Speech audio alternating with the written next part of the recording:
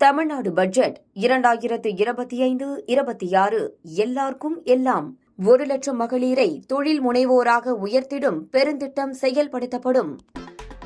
விடுமுறை தினத்தையொட்டி திருவண்ணாமலை அண்ணாமலையார் கோவிலில் ஆயிரக்கணக்கான பக்தர்கள் 5 மணி நேரத்திற்கும் மேலாக காத்திருந்து தரிசனம் செய்து வருகின்றனர். அதிகாலை 4:30 மணிக்கு கோவில் நடை திறக்கப்பட்டு அண்ணாமலையாருக்கு சிவாச்சாரியார்கள் வேத மந்திரங்களை முழங்க சிறப்பு அபிஷேக ஆராதனைகள் செய்யப்பட்டன.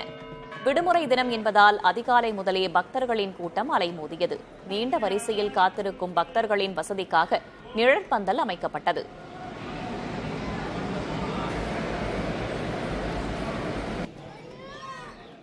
இதனிடையே விஜயவாடாவைச் சேர்ந்த தொழிலதிபர் ஒருவர் 3 கிலோ எடை கொண்ட தங்க நகைகளை அணிந்து வந்து தரிசித்தார்.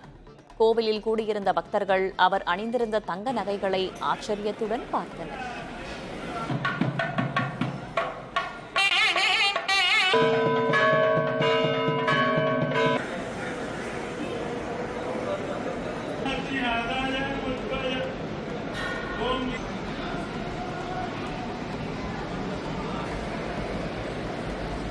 தமிழ்நாடு பட்ஜெட் 2025-26 எல்லாருக்கும் எல்லாம் 1,00,000 மகளிரை தொழில் முனைவோராக உயர்த்திடும் பெருந்திட்டம் செயல்படுத்தப்படும்.